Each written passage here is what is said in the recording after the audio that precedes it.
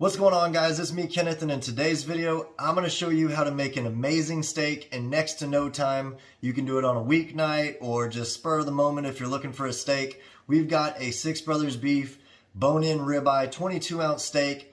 It's going to be awesome, guys. Check them out. We've got that NTBA 10 code that'll get you 10% off your total purchase. We're going to get this bad boy seasoned up and onto the grill. Y'all stick around.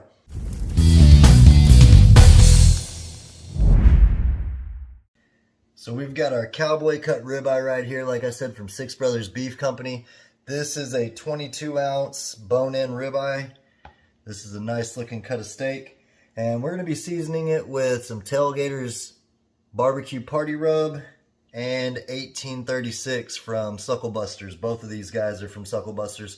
Check those out. I'll have the information down below in the description box. Let's go ahead and get this steak seasoned up. I'm going to go light with the Tailgaters. I have been really loving this on beef lately. There we go. Do that right there. And then the 1836.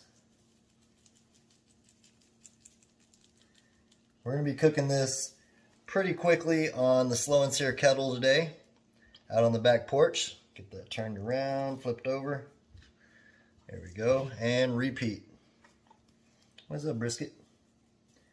There we go, nice little coating of Tailgaters right there. And then the 1836.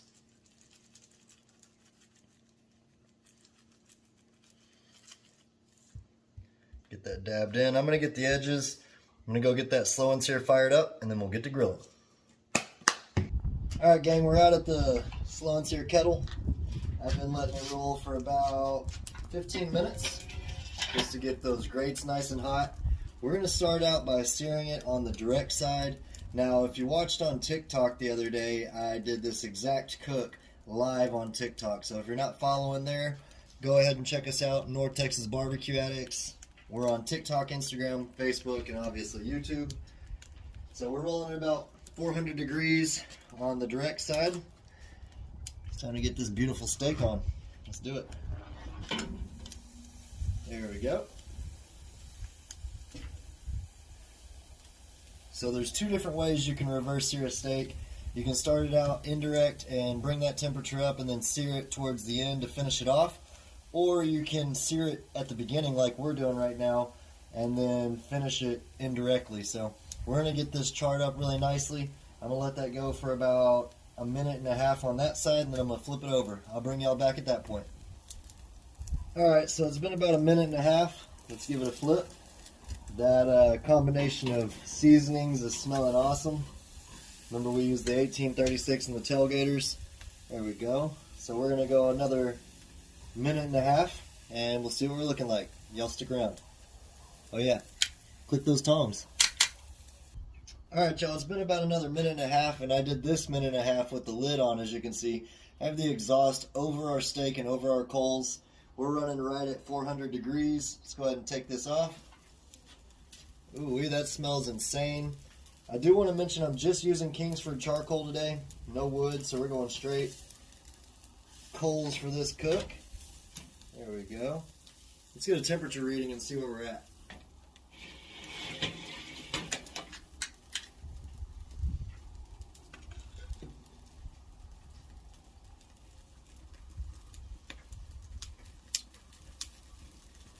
Right around 80 degrees internal. That's awesome. Alright. Let's go ahead and repeat. I'm going to sear it up a little bit more. Dang, if y'all could smell this. There's just something about steak right over charcoal.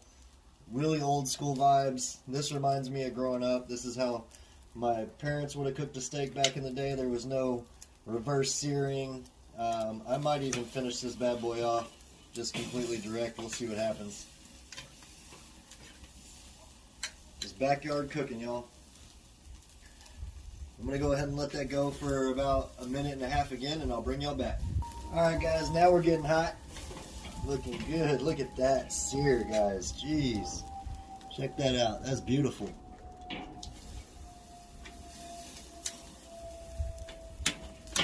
Turn that bad boy around and let it cook.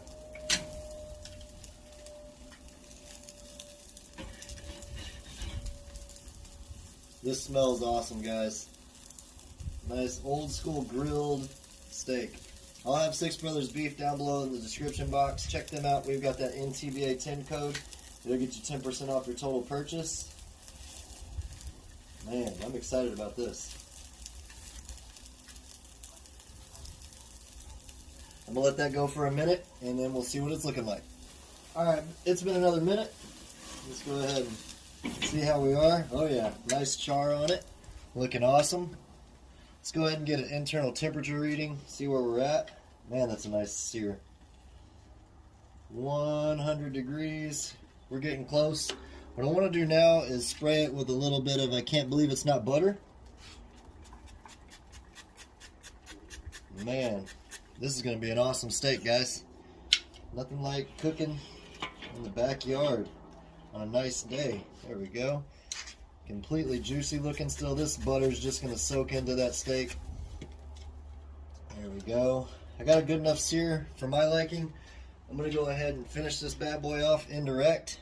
Probably take about 10 more minutes. I'll check back with y'all and we're going to see what we're looking like internally. We should be done next time, and then we'll pull it off the grill, let it rest for about 5 minutes, and then we'll give it a try.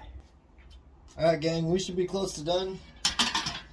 Let's take a temperature reading here and see where we're at. Man, that looks beautiful. 122, 121. I'm going to call this bad boy good. Call that bad boy good. Ooh-wee. Check that out. Juicy as could be. I'm going to get this on the cutting board, wrap it in some foil for about 5 minutes, and then we'll see what we're working with after it rests. Alright, so this has been resting for 5 minutes in this foil. Let's see what it's looking like. Oh yeah, man, that looks awesome. It is very important to rest your steak, really anything. Put those juices over there. Anything that you cook, it's important to rest so those juices can recollect. Let's go ahead and cut that bone off right there. Man, this smells insane, guys. Cut that tail off. We're left with a beautiful head of steak right there. Let's go ahead and see how we did. Man, this smells awesome. Oh yeah, this is cooked exactly how I wanted it. We're gonna have a nice salad with this. We got a perfect crust on it from direct searing, and then we finished it up just for the last couple minutes indirectly. This is tender as could be. Jeez. Remember, you want to cut against the grain when you're cutting your steak. Jeez, this looks perfect. Checked it out. Look at that. Now I have a little bit of the 1836 and the Tailgaters rub. I'm just going to dust our slices with so it can absorb into the inside of the meat there. That is beautiful. Alright. Only thing we got to do now is turn this camera around and give it a try.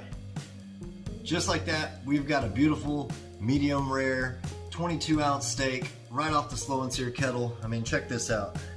We couldn't have asked for a better cook. Look at that. Glisten, tender as could be. Look at this. Tender as could be. Alright guys, appreciate y'all for hanging out. Let's see how we did.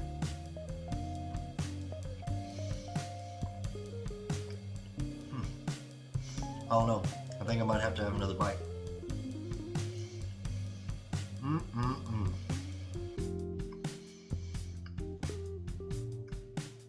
Wow. You can't beat the quality of that steak. Those two seasonings together, the 1836 and the Tailgaters rub, perfect for beef, guys. I highly suggest you try this out. We got an awesome crust on it, a perfect cook. The slow and sear kettle knocked this one out of the park. Appreciate y'all for hanging out. Until next time, peace! Y'all keep on barbecuing. Make some steak and have a good weekend. Later. Come on, Bubba. That's one of the best steaks I've made in a long time. Straight up.